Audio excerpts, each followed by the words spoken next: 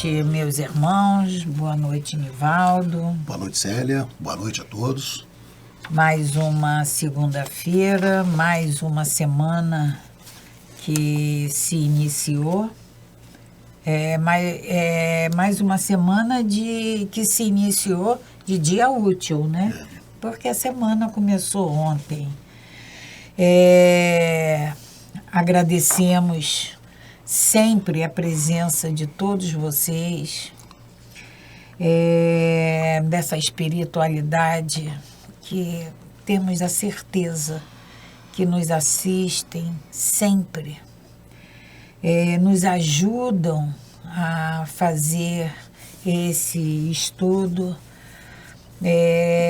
Agradecemos a essa casa por abrir as suas portas para nos recebermos, nos dando essa oportunidade de entrarmos em todos esses lares.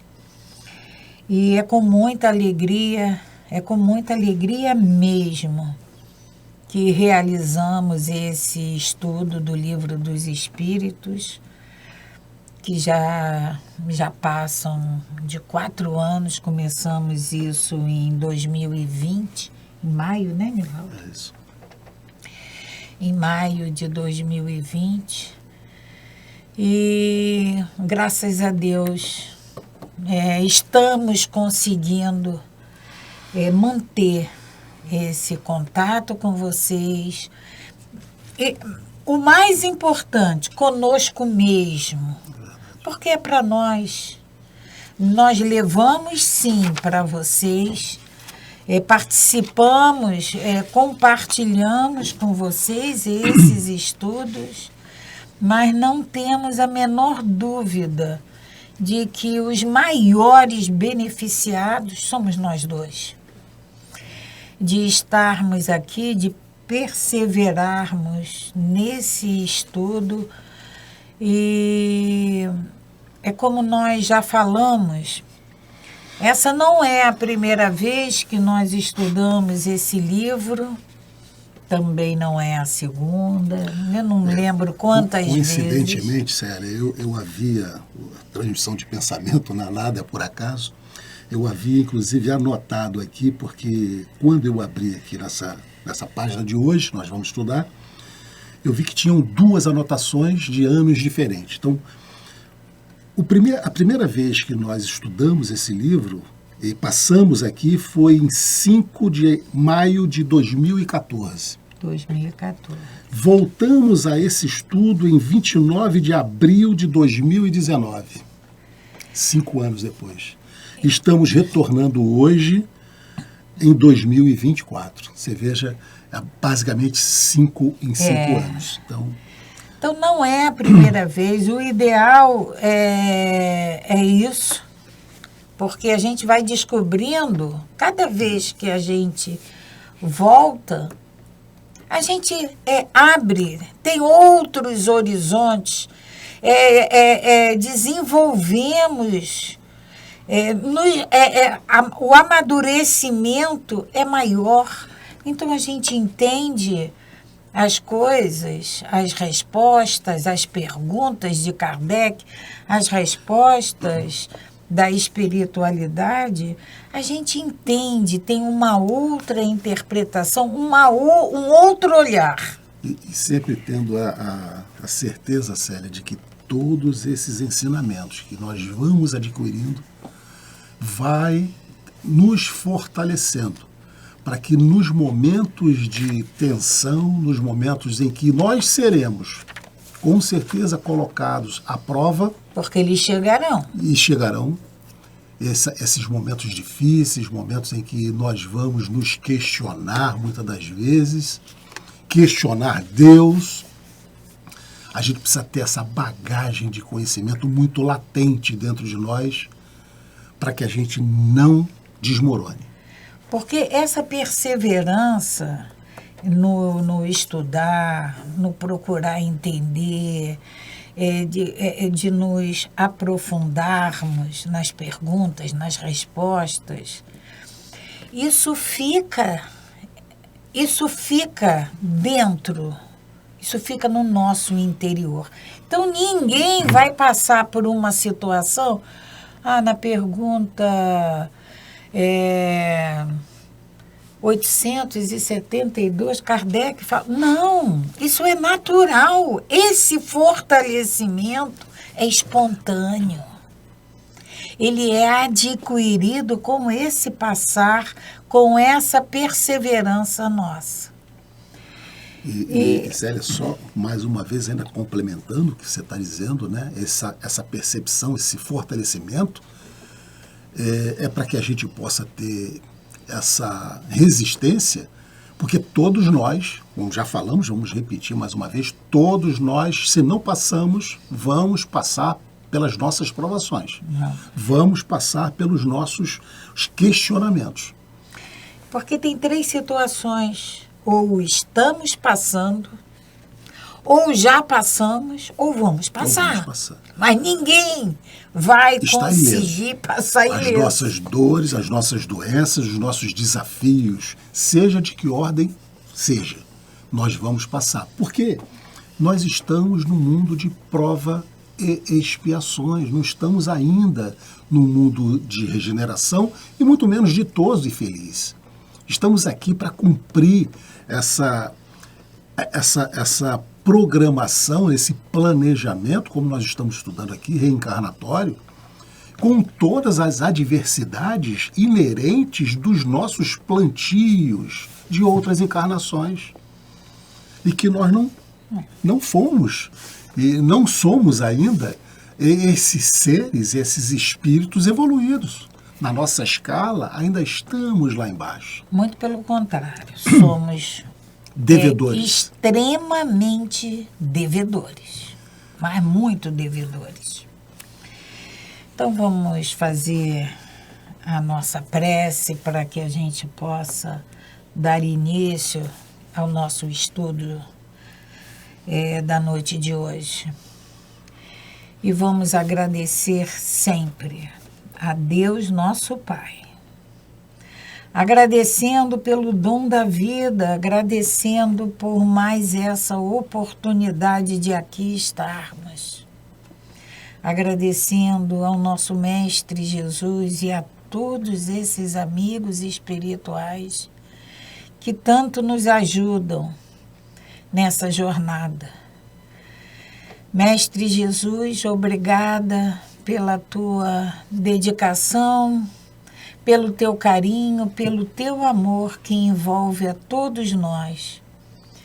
E te pedimos que nos alimente nessa nossa procura de entendimento desses ensinamentos que nosso irmão Kardec didaticamente arrumou para que pudéssemos ter conosco esse Consolador prometido que tu disseste, que tu nos prometeu enviar-nos. E queremos, Mestre, precisamos assimilar esses ensinamentos. Já estamos cansados, já não dá mais para relutarmos em seguir esse caminho. Por isso te pedimos que a tua luz ilumine o nosso pensar, o nosso sentir, o nosso fazer, o nosso caminhar, meu Pai. Mestre Jesus e amigos espirituais, que assim seja, graças a Deus. Graças a Deus.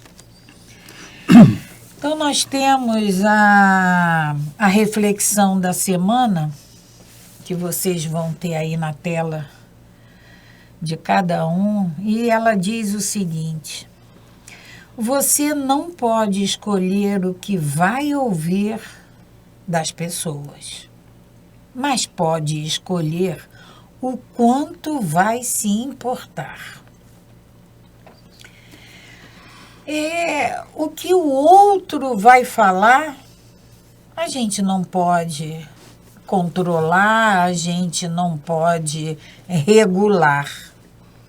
Mas a maneira como aquilo vai refletir em cada um de nós, isso aí cabe a cada um de nós. Toda observação a nosso respeito que o outro faz, primeiro que é a visão do outro. A mim cabe que eu faça uma análise do que eu estou ouvindo. Tem coerência? É verdadeiro? Se tem coerência e se é verdadeiro, me cabe trabalhar isso em mim para mudar. Se não é coerente, se não é verdadeiro, que passe.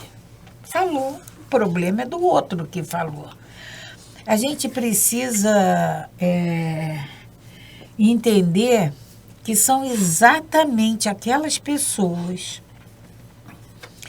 que a gente menos tem intimidade ou que a gente não quer estar junto, que a gente chama de inimigos, são eles que falam a verdade para cada um de nós. Mas ainda assim, falando, eu preciso analisar e ser verdadeiro na minha análise, porque não adianta eu me enganar. E a maneira como eu vou reagir àquilo que é dito, isso é que importa. Não é o que o outro falou, é como eu reajo. E a gente pode até, né, Célia, alargar esse entendimento não só para o que o outro falou, o que o outro fez. Porque muitas das vezes nós encontramos, né, pessoas com sofrimentos atrozes, porque sofreu com palavras ou sofreu com atitudes, gestos de outras pessoas e fica ali cravado naquela dor e esquece que tem uma vida pela frente. Então é importante que essa ressignificação, né, se faça. Não é o que o outro falou ou o que o outro fez. É o como eu vou interpretar, como é que eu vou aceitar, como que eu vou interagir daqui para frente com o que eu ouvi, com o que ele fez. Que valor que isso vai ter para mim? Qual é o valor que o que ele falou eu vou me dar? Essa é a interpretação que a Célia está trazendo. Que a gente possa fazer exatamente essa diferenciação e o que ele falou é dele. Eu não vou aceitar esse presente. Eu não vou aceitar isso para mim. Inclusive, né, Célia, tem uma passagem em um desses livros espíritas, né, em que um desafeto, uma pessoa desafeto da outra, se aproveitando da data do aniversário desse inimigo, ele manda um presente para esse desafeto. Quando ela abre, era um esterco. Ela guarda aquele esterco, cultiva, aproveita esse esterco, cultiva uma rosa e manda devolver a pessoa que havia mandado para ela. Então é você fazer exatamente esse caminho, cada um só dá o que tem. Se ela tinha isso para nos dar, vamos mostrar que a gente tem um poder de dar muito melhor. E às vezes nós recebemos, nós ouvimos determinadas colocações, determinados procedimentos, e que a gente precisa também entender o momento do outro. Mas o que ele falou, as palavras, os atos, as atitudes que o outro venha a tomar, a gente precisa simplesmente analisar elas. E aí é como eu falei, é coerente, é verdadeiro? Então eu tenho que me policiar nisso. Aceita. Não é coerente, não é verdadeiro, passa. Deixa passar. Tem que passar.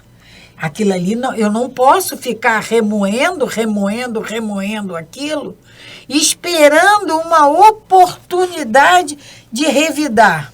Porque não é isso. Eu vou revidar e isso vai me levar a quê? Qual é a utilidade disso, desse revide? Então, é essa ponderação que nós temos que fazer sempre.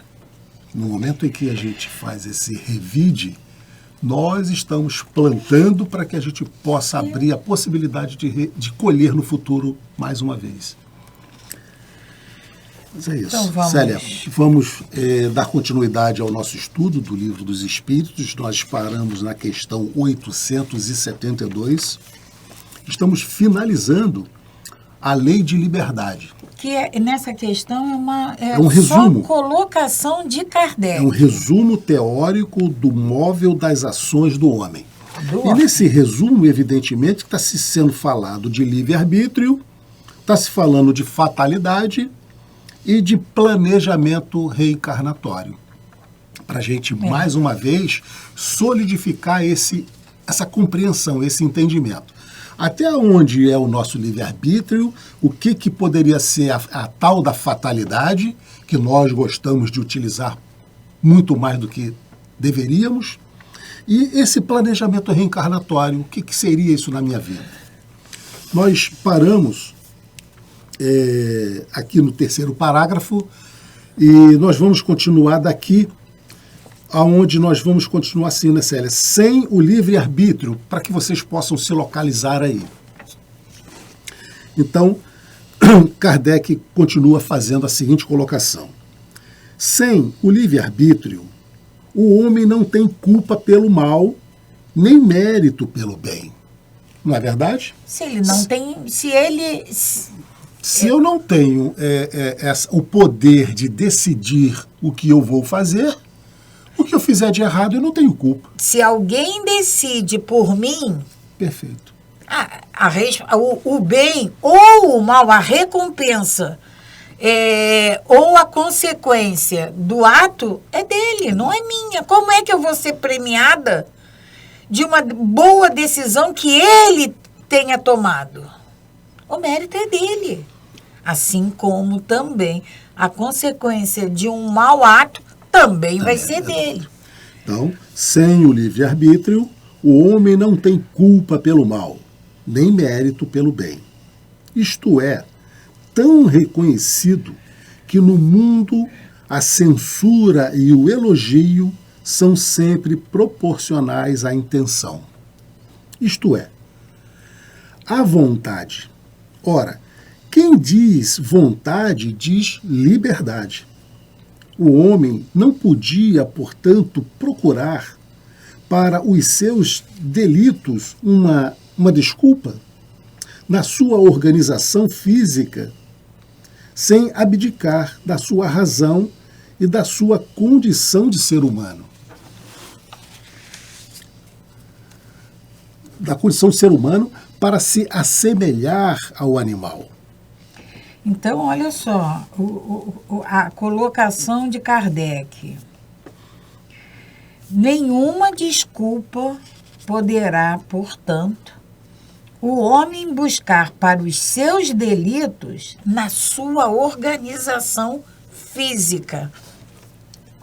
Tem até uma passagem no Evangelho que diz sobre a violência. Não é o corpo físico que torna o homem agressivo ou não, é o espírito. Pode ser um homem com o corpo físico bem desenvolvido e ser afável, ser meigo, ser carinhoso. Como pode também aquele menos dotado fisicamente ser um agressivo. Ou seja, Célia, o corpo físico é a morada do espírito. É a morada do espírito, quem a vai vestimenta. Determinar esse humor ou essa agressividade é o espírito e não a carne. E continuando. Se fosse assim, quanto ao mal, assim também seria relativamente ao bem. Mas, quando o homem faz o bem, tem grande cuidado em atribuir-se um mérito pelo fato e nem pensa em gratificar seus órgãos por isso, o que prova que, instintivamente, ele não renuncia, apesar da opinião de alguns sistemáticos, ao mais belo privilégio da sua espécie, a liberdade de pensar. Então, é o que a gente está batendo aqui, essas confirmações que Kardec está trazendo para nós, dentro desse entendimento agora, dessa nossa liberdade de pensar e dessa nossa condição de, instintivamente, de nos escolhermos as nossas colocações. E isso que Kardec nos fala, quando o homem pratica o bem, tem grande cuidado de averbar o fato à sua conta, não é verdade? Se a coisa é boa, se a coisa é bela, se eu faço uma coisa boa, uma coisa bela, eu quero que isso venha para minha conta. Eu me empenho para que isso seja reconhecido. Agora, quando é um fato ruim, mal, aí eu vou arrumar uma série de desculpas, né? Atenuantes para justificar aquele ato. Mas foi porque... Mas, sabe... Agora, a coisa boa que eu faço, eu quero, se eu puder, eu quero um megafone muito potente para divulgar, né? Quer continuar? Onde é que nós... Fatalidade. Mas fatalidade. Quando... Aonde a fatalidade vai começar um novo parágrafo agora. Então, continuando. A fatalidade, como vulgarmente é entendida... Como a gente fala, Nivaldo, em programas passados, você colocou tópicos da fatalidade. Porque o que nós realmente né, Célio, nós queremos colocar sempre na conta da fatalidade tudo que nos acontece. Tudo que nos de acontece. Ruim. O bom a gente quer divulgar, mas o que nos acontece de ruim a gente quer colocar na conta da fatalidade. Por quê? Porque a gente se exime dessa culpa, dessa responsabilidade. Mas nós já estudamos, já vimos que a fatalidade é proveniente dos nossos atos. Nós temos o nosso livre-arbítrio, nós temos o nosso planejamento reencarnatório e a fatalidade é proveniente do nosso livre-arbítrio, do mau proceder do nosso livre-arbítrio. E a gente quer colocar na conta do planejamento reencarnatório, que na verdade a gente sabe que não é. Então, continuando, a fatalidade, como vulgarmente é entendida, supõe a decisão prévia e irrevogável de todos os sucessos da vida, qualquer que seja a importância deles. Se tal fosse a ordem das coisas, o homem seria qual máquina sem vontade. Se nós colocarmos na conta da fatalidade, nós não vamos ter responsabilidade nenhuma. Tudo que me acontecer é porque já estava programado. É porque tinha que acontecer. Então nós viramos, como Kardec está nos dizendo aqui, uma máquina, uma mera máquina.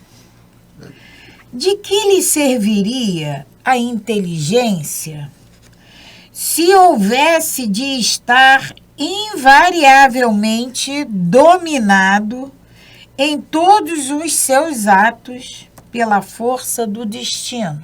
Então, não precisava nem ter inteligência. O homem não precisava ter inteligência, porque tudo já estava pré-determinado e resolvido para ele. Semelhante doutrina, se verdadeira, conteria a destruição de toda liberdade moral.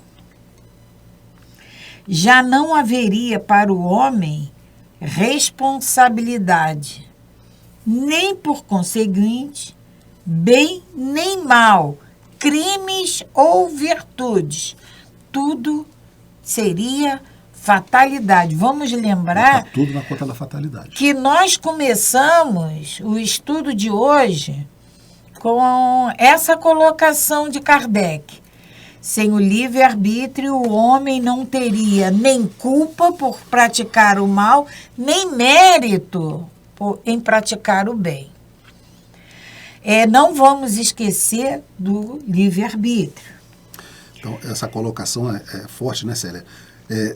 Não haveria mais responsabilidade para o homem, por conseguinte, nem bem, nem mal, nem crimes, nem virtudes. Então, tudo que nos acontecesse de mal, que nós fizéssemos o mal, a culpa não é minha, a culpa é da fatalidade. Da fatalidade. Já estava programado. Nem o bem. Já estava programado. Não teríamos mérito nenhum. Não seria possível que Deus, soberanamente justo, castigasse suas criaturas por falta cujo cometimento não dependeria delas, nem que as recompensasse por virtudes de que nenhum mérito teria. A gente precisa entender essa palavra castigar, que Deus castiga. Não existe o castigo. Nós não vamos encontrar esse Deus. Você é culpado, você vai... Esse castigo, essa punição, quem vai nos impor é a nossa consciência. A gente sabe, as leis divinas, elas estão na nossa consciência. Quando nós chegamos à categoria hominal, essas leis foram colocadas em nossas consciências. A gente teima, a gente sofre, a gente pena aqui porque a gente teima em ignorá-las. Quando você fala aí, né, Célia, nesse castigo, que não é um castigo divino, mas sim a nossa consciência, como é que a gente pode entender isso, né, Célia? É aquele remorso que nos acomete quando nós praticamos alguma coisa contra alguém e depois a gente sente aquele remorso, né? Puxa vida, eu fiz isso está me doendo. É essa dor de consciência que nós vamos sentir quando desencarnarmos, ou agora ainda né? aqui. Porque não precisamos desencarnar para poder... começarmos a acertar. Não precisamos. Que vai fazer com que a gente tenha esse castigo interno nosso, essa cobrança nossa, que vai fazer com que a gente realmente sinta essa necessidade de reparar o que nós fizemos. Uma coisa bem simples, que eu acho que vai servir para que a gente tenha uma ideia disso. Sabe quando a gente briga muito seriamente com um filho nosso? Não dá remorso, né? E aí depois a gente para e fala assim, eu fui dura, eu falei palavras que não deveria ter falado. E aí bate aquele arrependimento. E enquanto a gente não chega lá e perdoa mamãe estava... Aí a gente arruma uma série de desculpas para justificar aquilo, mas esse arrependimento, a ficha que cai, a gente costuma falar aí muito isso, a ficha que cai, é esse aguilhão que vai ficar futucando a gente, que vai ficar nos cobrando. E isso se torna, assim, um castigo. Esse castigo que Kardec fala aqui, É essa cobrança da nossa consciência. Deus, soberanamente justo, castigasse suas criaturas. A nossa consciência, é ela que nos castiga. E continua Kardec. Ademais, tal lei seria seria a negação da do progresso. Progresso é uma lei de Deus. Nós já vimos. Nós já estudamos. Porquanto o homem, tudo esperando da sorte, que a gente lá viu um outro nome, fatalidade, tudo esperando da sorte, nada tentaria para melhorar sua posição, visto que não conseguiria ser mais nem menos. Então, sabe, se tudo a gente vai colocar como justificativa a fatalidade, a falta de sorte ou a sorte, a gente espera. Vai acontecer mesmo. Já está determinado. Então, eu não tenho mais nada para fazer. Não é responsabilidade minha. Não tenho mais nada a fazer.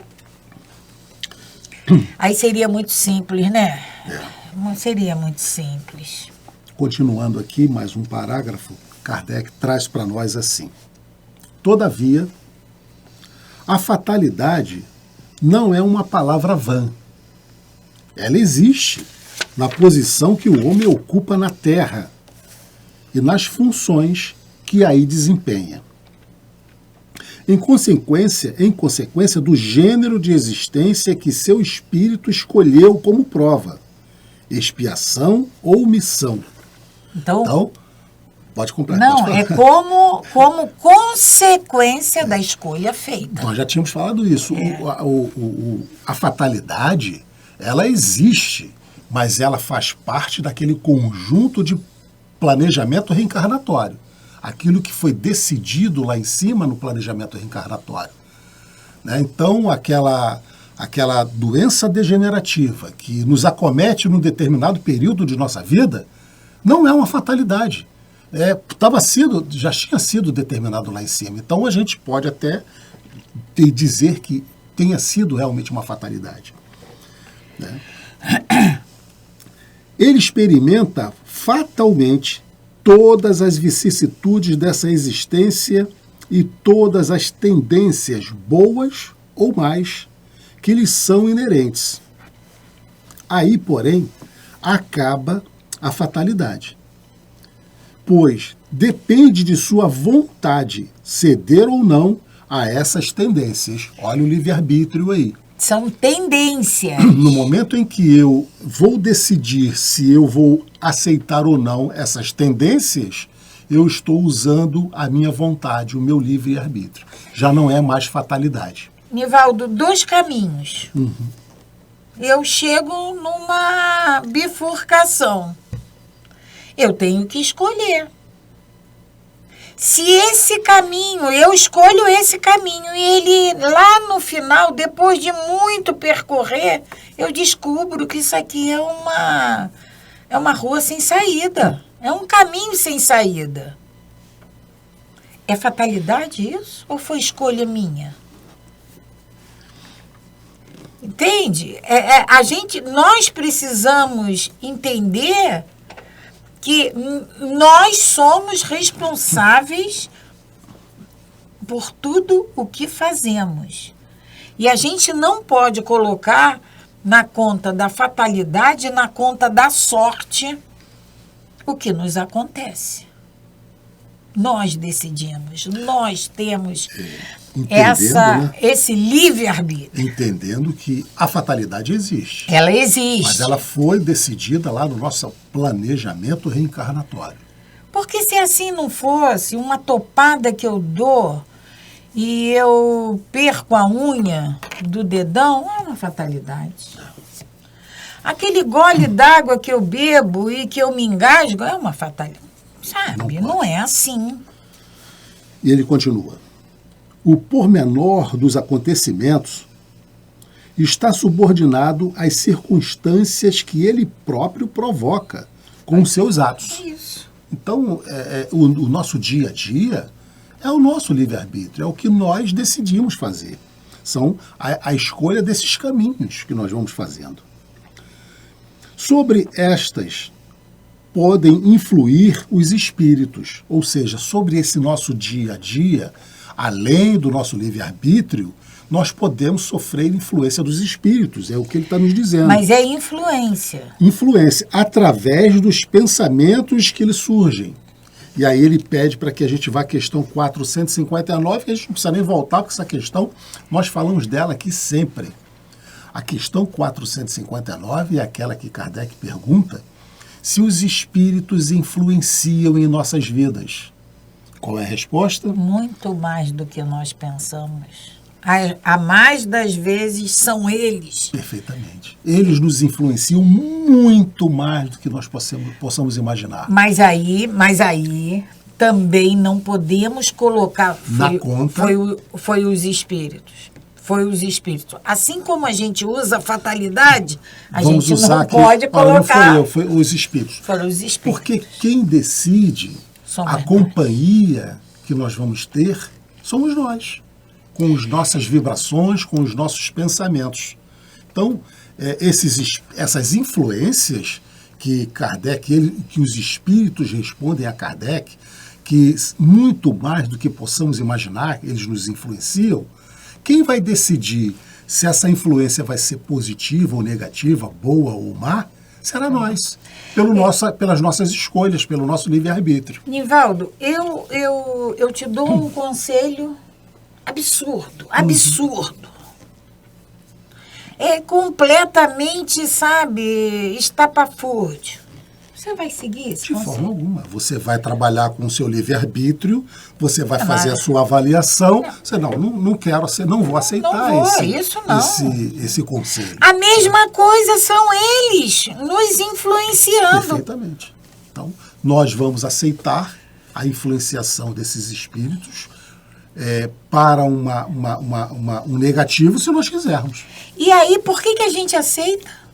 Porque convém a gente, porque nós sentimos alegria em ter aquela influência, porque isso faz parte de nós. Então a gente aceita.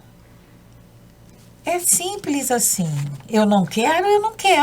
Eles podem gritar, mas eu não quero. E não vou fazer.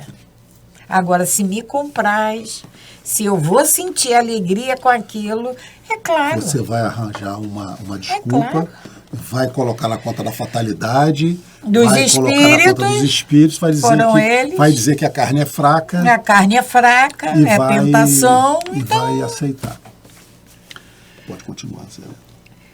A fatalidade. Não, você faltou um pedacinho. Pode deixar de haver fatalidade. Mas para mim aqui já é um novo parágrafo. Nunca há fatalidade nos atos da vida moral. Isso aqui você não leu, né? Nunca. Olha bem o que Kardec está dizendo. Nunca há fatalidade nos atos da vida moral. No que concerne a morte, não é esse parágrafo? Não, é o anterior que tem a fatalidade. Ah, tá. Desculpa. A fatalidade, portanto, nos acontecimentos que se apresentam por serem estes consequência da escolha que o espírito fez da sua existência de homem. Então, planejamento reencarnatório. Aquelas escolhas que nós fizemos no planejamento reencarnatório, essas sim, são as fatalidades. Nós escolhemos. Pode deixar de haver fatalidade no resultado de tais acontecimentos, visto ser possível ao homem, pela sua prudência, modificar-lhes o concurso. Nunca há fatalidade nos atos morais da vida. Atos morais da vida. A nossa... A escolha, é livre-arbítrio. As nossas escolhas. O nosso modo de proceder. Nós escolhemos isso. Eu ouvi uma palestra, porque a gente se preocupa, a gente condena o nosso irmão por qualquer atozinho que ele faça menos digno, por menor que ele seja. É a trave e o cisco, né? A gente vê o cisco no olho do outro, mas não enxergamos a trave dos nossos olhos. Jesus já dizia isso, né? Então, a gente... a corrupção e o corrupto. O nosso móvel é combater a corrupção. O corrupto, não. O corrupto é nosso irmão. Ele é doente. Mas ele causa os atos dele causam prejuízo. Mas ele é para ser tratado. A corrupção nós temos que combater, não ele. A mesma coisa que o doente, a doença e o enfermo. O enfermo a gente trata, a doença a gente combate. A gente não faz ao contrário. Combate o doente e trata a doença. Não é assim. Então, esses atos morais da vida, isso nunca vai acontecer. Nunca será fatalidade. Nunca será fatalidade. É nosso livre-arbítrio. E só para a gente relembrar, né, Célia, quando do planejamento reencarnatório, eles nos deixam bem claro aqueles 5 tópicos que nós escolhemos. Ou seja, o nosso corpo físico, a família que vai nos receber, pai, mãe, a nossa linha geral, em linhas gerais, a nossa profissão, se vamos ter matrimônio com quem e o nosso tipo de morte. São essas 5 fatalidades que nós decidimos no nosso planejamento reencarnatório. O restante é livre-arbítrio. Eu acho que nós vamos ter que parar aqui, porque... nós começaremos aqui, né? No que concerne a morte, a gente continua na... Ou dá para fazer esse parágrafo? Dá para fazer. Então, vamos lá, mais esse parágrafo.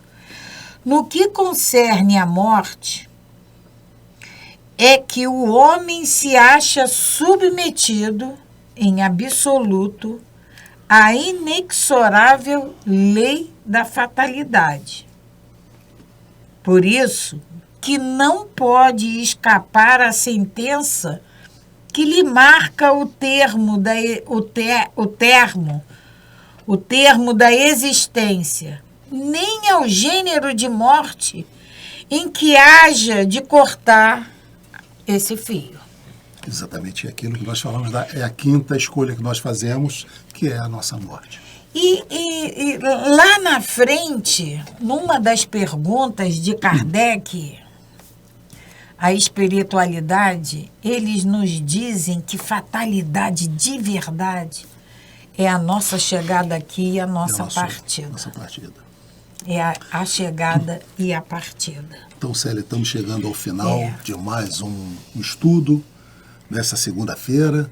Desejamos a todos vocês que estiveram conosco e todos aqueles que venham a participar e a ouvir esse estudo, que tenham uma semana excelente, com muita paz, com muito entendimento, com muita compreensão, com muito amor no coração. Vamos agradecer a Deus, a Jesus, aos nossos amigos espirituais, por mais essa oportunidade de estarmos juntos aqui, estudando essas leis divinas trazidas por Kardec, leis divinas trazidas, mandadas, enviadas por Jesus e trazida por esses espíritos que participaram dessa codificação espírita. Que Jesus nos abençoe e nos proteja sempre, graças a Deus. Graças a Deus. Paz e bem, paz e luz. Paz, muita paz.